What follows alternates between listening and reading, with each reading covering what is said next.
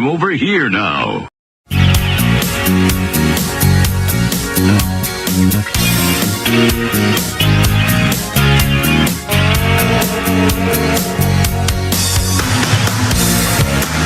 Talking about the issues you care about. Guy Benson. Back on the Guy Benson Show. GuyBensonShow.com. Podcast always free. This is a banger. This bumper song is a banger. Is that No Doubt? It's alive. Yes. That would be Kennedy, our guest here in the studio. Kennedy Saves the World podcast, Fox News cultural icon.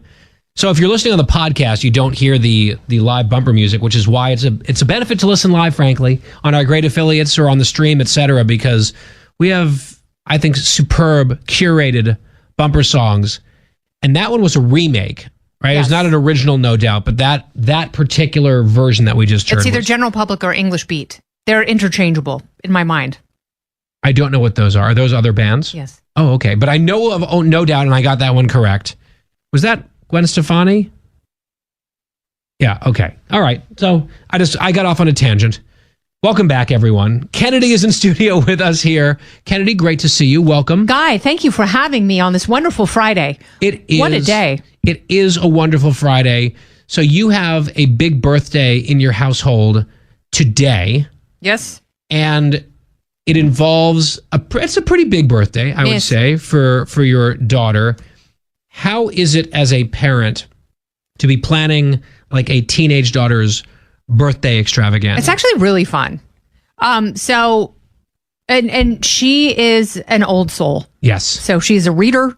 She likes. You have two very different children. They could not be more different. In fact, the younger one remarked just the other day, it's amazing how two siblings can come from the same family and the same environment and turn out so differently.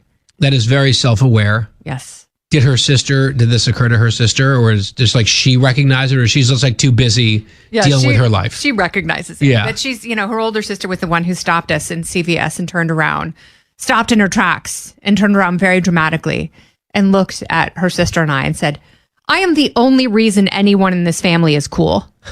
And I was like, thank you for that. How old was she? 6? No, she was 16 at the time. Wow. Yeah. That is an interesting thing to say. Is she aware of you? She is. Has she heard of you? Yes. Has she read your book? Yeah. No, I mean, she goes through life with a lot of confidence. She's very confident. That is definitely true. In fact, there was so now that we're just telling the story, there was a time years ago now when I was at your apartment here in New York, and you had to go do something briefly. So I was, for like less than an hour, I think I even spent the night on your couch. Yes. And your daughter, the older one, the cool one, came out and was like trying to impress me and was like telling me all these stories about like the stuff she and her friends would do in the city. And some of it was like she was too young to be doing, allegedly. And I was just taking it in. And like clearly she was not familiar with me and what impresses me, because this was not. But she was like bragging about it. And then at one point I'm like, I'm not sure if this is meant to impress me, but that's not working. And also, I'm friends with your mom. So, like, I'm definitely going to tell her what you told me. All of this. Like, there's nothing about this that's off the record. Like, we're not pals. Exactly. Like, this is like, there was no pinky swear for secrecy. She was just, like, on this soliloquy of, like, teenage coolness. Yeah. And I was like, Kennedy's going to hear all of this, just so you know. Because, like, now I'm just, like, totally off the rails of the rundown, but that's okay. I've said this before. I said it in my toast to you at a big birthday that you had a number of years ago, and I will think it again as I toast you at your upcoming wedding. Yes, exactly. And you are designated as, I think, one of 2 toasters. Oh, really? Yes. Oh, I haven't been told that just now. Yes. Breaking news. Oh, no, I hope that's okay. Fox News alert. Yes. I did not know this until right now. And we're not opening it up. It is not open mic night. It is not a roast. Oh, now? Okay, this is pressure. Okay. Yeah. So let me just say, I accept. Yes. I accept. Yes. I'm so excited, and now I'm nervous because that is going to be a small but baller crowd. Yeah. So I need to make sure that I hit the mark on that one. Okay, well, thank you. No doubt. I have months now, and let me make a note. Prepare toast. When I first met Kennedy, so you have this incredible life. And I said this in my toast at your birthday in Greece. I said, you're the coolest person that I know. Oh. And that is true. And you go and you look through your life and what you've done in MTV and all like the rock stars who know you and like famous rock songs and like literally written for you and all of that. Is it difficult for your daughters to like get it that their mom is like, actually, I joke like cultural icon, but it's real? Like, is that something that they appreciate? Will they get it and appreciate it more when they're older? Are they in denial about it? Because they're in denial to me, but I've actually, when they don't know that I'm listening, I've overheard them bragging. Yes. And I was like, that is very interesting. I was like, that's actually probably a healthy combination, right? Yes. They're keeping you humble. Yes. But and that's, I mean, they but know that it's is badass. the job, especially of teenagers, like to bring their parents back down to earth and to remind them just how uncool they are. But I mean, it takes quite a set of blinders to be your child and be like, I'm the only reason, and without a shred of irony, I'm the only reason this family is cool. I'm like, I'm not sure that's true. I think we can call up factcheck.org and get that one blown out of the water pretty you might fast. get a few Pinocchios on and that one. With all due respect, young lady, have you been called out from the stage by name by Kurt Cobain? No. But did your friend Bart say something at a school dance? Well, it's about equal. That's cool though. Same thing. So this is the younger daughter's birthday tonight. Yes.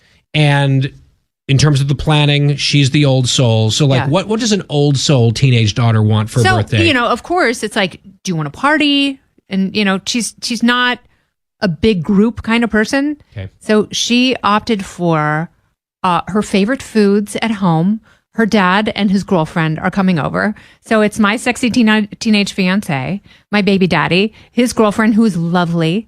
All get along. We go to every birthday.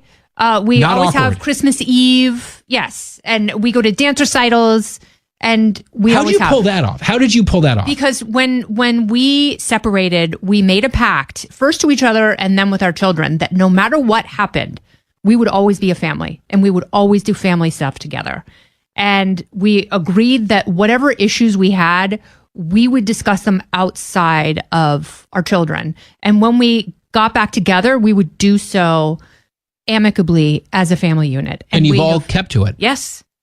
So it was just a conscious choice and commitment. Yes. And people can do that. Like, divorce attorneys are awful because they pit people against each other and For their own benefit.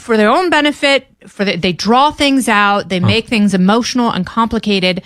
And at some point you have to look at this person and say, at some point I decided to have children with you, and that is sacred. And that actually rises above anything that separates and divides two people in their romantic life. And I wish more people would do that. And it can be tough. I mean, there's a reason you split, but there's also a reason that you were together in the first place. And that has to be the driving factor. Has your ex grappled with how hot your fiance is? I think he's more impressed with my fiance's ability to rewire an entire house by himself. He's full of surprises. Yeah, like he put in a new high voltage charger for our hybrid vehicle by himself. Could not. Could never. It's like he had to know like what wires and box and switch and everything to get, and how to plug that into the circuit panel and all of these things without burning the house down or electrocuting himself. And he did that in an afternoon. Like, to me, that's wildly impressive. I would be overcharged so much for whatever that is, right? I would call someone, I would pay through the nose for that, and he did it. And he, every once in a while, he'll do, like, he took out the water heater and put in a tankless heater on a weekend, and he was like, how would you have done this if I wasn't here? And I'm like, easy. Money? Like Angie's List, TaskRabbit. Like, I would have called, I would have made sure I went to the highest bidder, because I would assume people who are charging less are less capable. By the way, this is 100% my fault, but I love how I began by asking you a question about your daughter's birthday, who's like the quiet, like chill one. Now we've moved completely away. I was like, what does she like for her birthday? You mentioned one word and I chase it like a squirrel in the other direction. She listens to this podcast. She's like, yeah, that sounds right. Her favorite foods with her loved ones. Yes. And I'm making her. Cook? Yes. I'm making her a chocolate cake with a beautiful, thick chocolate ganache. Gluten-free for you? And, well, she's also gluten-free, so yes. Whoa. Yeah. Yep, and we're also having vanilla cupcakes. Is it good, the gluten-free cake? Oh, yeah. It is so moist. So I made chocolate chip cookies last night because I wanted her to come home from school today and have fresh baked chocolate chip cookies. Are there any left? I'm asking for a friend who will be in your building later. Yes, there are. And Pele, the older one, took a cookie today and she was like, these are the best cookies you've ever made. She's like, these actually taste like they have gluten. These are gluten-free cookies. Yes. Oh, well, just for the purposes of science, I will have to try one.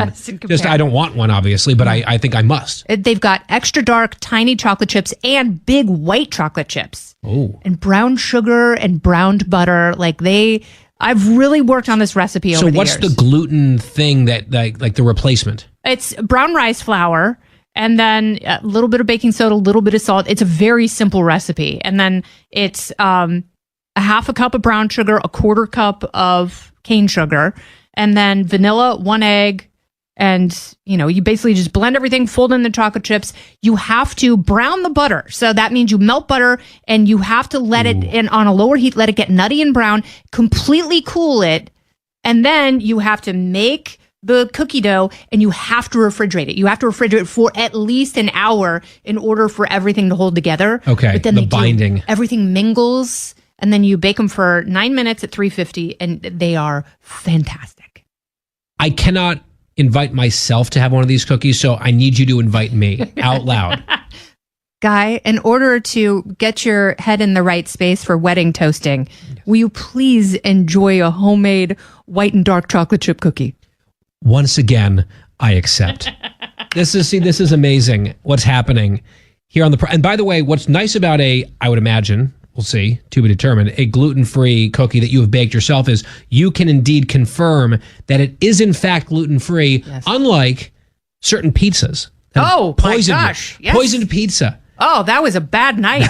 I felt really bad. So we were on a trip together last year. I just have to tell you, so Marcus Lemonis, we were talking about packing and we were talking about, the most efficient ways to pack. And I'm a big believer in a roller bag and not checking luggage typically. Yes. And, he asked about my friend trips and I told him that you and I had been on several trips. That's right. And we have another one coming up. And he said, well, maybe you and I will go on a trip. And I said, I don't think that's going to happen, Marcus. I don't see that as being appropriate. He goes, well, why do you go on trips with Guy? And I said, because I married him. That's right. And for the audience that might be confused on that one, Kennedy officiated my wedding. I did. That's a true story. And then we were on this birthday combined trip thing last year, and you had a pizza problem. Yeah. Because it was out of your control. And you checked like 7 times to make sure that they wrote down gluten-free, and then you were raving about how good the pizza was. And the pizza was so good. Suspiciously good. The server came back and I was like, hey, Sparkle, this is good. This is like, we're veering into too good. That was the waitress's actual name. This is too good. Are you sure this is gluten-free? She goes, not only did I write it down, I double-checked when I put it in the computer, and I walked the ticket over to the bar to tell them specifically it's gluten-free. I was like, great, because this is the best gluten-free pizza I have ever had. I said, to the point where I may fly back to this beautiful, warm, tropical destination to have this again. It's so good. And then in the middle of the night with my celiac, just raging, horrific, food poisoning like abdominal pain, symptoms, and cramping. And it was so bad. So the next day I was like, yo, Sparkle. And she's like, same thing. I put it in, double checked, walked it to the bar. And you said there's only one way to find out. Order it again. Mm-hmm. And if the same pizza shows up, then it's gluten-free. Ordered it again, and it was cardboard. Yes, it was the actual piece of actual gluten-free cardboard. Yes, that was far from the most delicious thing I have ever put in my mouth. But that will not be the case with the chocolate chip cookies that I may or may not consume later on. Yes, I may or may not have a nightcap cocktail, as a matter of fact. Excellent. To toast your daughter on her birthday. Beautifully done. And to prepare mentally for a Herculean task that is coming my way this summer, which is to hopefully make the assembled guests laugh and cry. Exactly. On your behalf. Ugh. Oh, I'm already starting to. I'm sorry. I'm like. I almost wish I could just send this to commercial break and start writing the toast now. But I need to be in a certain mind space, headspace to write that toast. I wish you were the kind of person where you were such a diva that your process takes over. And then you're like, clear the schedule. I'm not doing the rest of the show. I have to write this right now. I will have no eye contact during my toast, especially from the bride. It's in my rider. And it's going to be a small wedding, right? Yeah. Like couple dozen? Yes. Oh, I'm honored. I told you I booked, right? Yes. I booked the flight. I booked the hotel. Oh, yeah. It's a whole thing. Yes. Oh, it is happening. They don't know what's coming. And it's a small hotel. And a lady from the hotel was like, half of the hotel is your guests. I was like, great. Perfect. The other half, they're going to be so jealous. Yeah, exactly. They're going to be like, oh, it's a good big group. That's annoying. And then they will see us. Yeah. And they will be like, that is a very cool group. And then your job will be like, I'm the only reason. I'm the only reason why. And that's a callback to end the segment with Kennedy. Well, the whole plan we had. We had a plan. We had a plan. It was gone. Written down. The written down plan was completely thrown out. But it's for the best. Happy birthday to your daughter. Thank you. And from one fellow Pisces to another, she wishes you happy belated. I am that. Yes. I am Pisces. I don't quite know what that means, but I am that. It is so good to see you. Obviously, Pisces are awesome. Are we? Yes. I'll own it. I'm going with it. I've got a break to pay the bills and such. We'll talk soon. Kennedy Saves the World. Love you. You are the best thing on the radio.